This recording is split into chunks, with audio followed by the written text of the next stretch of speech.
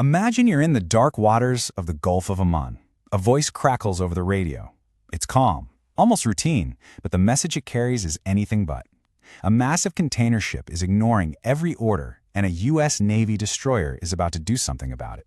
Today, we're going to break down the anatomy of a high-seas seizure.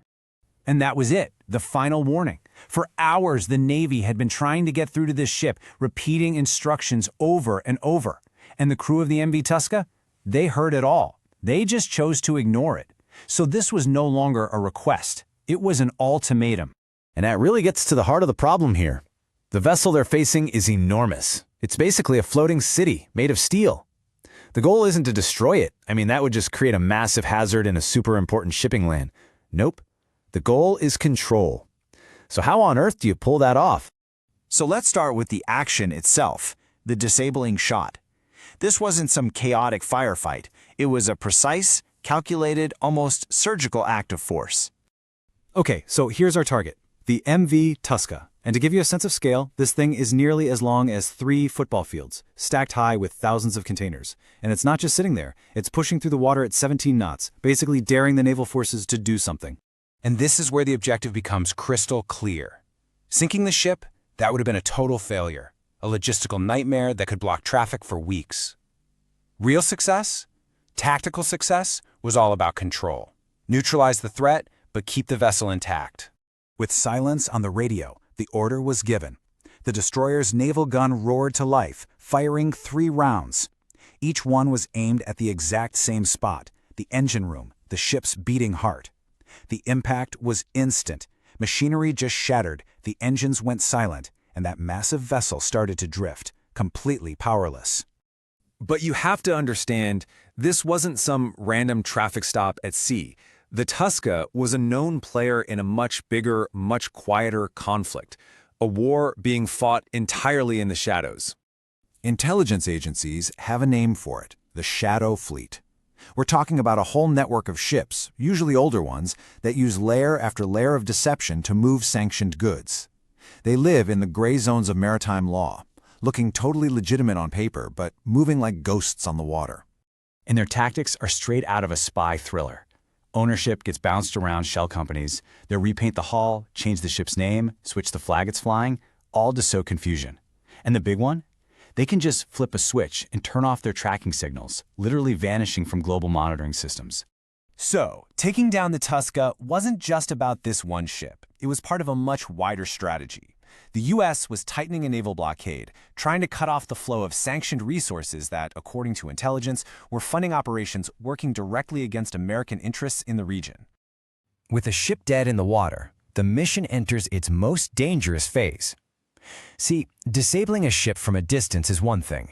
Actually boarding it and taking physical control, that's another beast entirely. And that's where the Marines come in. The whole process is incredibly methodical. You've got MH-60 Seahawk helicopters hovering overhead as Marines fast rope onto the deck. First priority, secure the bridge, the ship's nerve center. From there, it's a slow, deliberate sweep, clearing every single compartment until the entire vessel and everyone on it is under their control. And just try to picture the environment they're moving through. A container ship is not an open space. It's a huge, confusing maze of steel. It's nothing but tight corridors, blind corners, and loud machinery rooms where a threat could be hiding absolutely anywhere. It is an incredibly high-risk job. So, what actually makes an operation like this possible in the first place? Well, it all comes down to some seriously advanced technology. Tools built for both surgical strikes and for protecting yourself in very hostile waters. The weapon that fired those disabling shots was the Mark 45 naval gun. This is a super versatile system. It's capable of hitting targets almost 24 kilometers away, which is well over the horizon. But here's what's so interesting. Its incredible range wasn't even the most important feature here. In this situation, the most powerful thing about that weapon was its precision.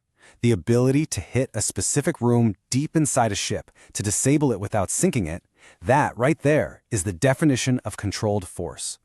Of course, if you're going to shoot at another vessel, you have to be ready for them to shoot back. Modern warships are protected by what's basically a defensive bubble made of multiple layers. Long-range missiles are your first line of defense. If a threat gets through that, you've got a close-in Gatling gun, a radar-guided weapon that can fire thousands of rounds a minute to create a final automated wall of steel. Okay, the ship is secured, the action is over. This is where the operation shifts from a purely tactical event into a major geopolitical signal. So, what was the message they were trying to send? In maritime law, symbols mean everything. The final act of the seizure is actually really quiet but incredibly powerful. A new flag is raised. It's a simple, clear, visible sign to anyone watching, whether from another ship, an aircraft, or a satellite, that this vessel is now under foreign command. And this really gets to the core message of the whole operation. It's a physical demonstration of enforcement. It's a reminder that even out here, on the vast open ocean, there are still rules, and there are very real consequences for breaking them. But this all leads to a fundamental paradox of power at sea. On the one hand, a big show of strength like this is meant to deter escalation, to keep everyone in line. But on the other hand, it also raises the stakes. It invites resistance. It practically dares the other side to test those very limits you're trying to enforce. And so, we're left with this one last crucial question. On the global chessboard of the high seas, every single move is being watched. And it forces you to think about that very fine line between enforcement and escalation. And to wonder, when does a warning shot stop being a warning and become the opening move of a whole new game?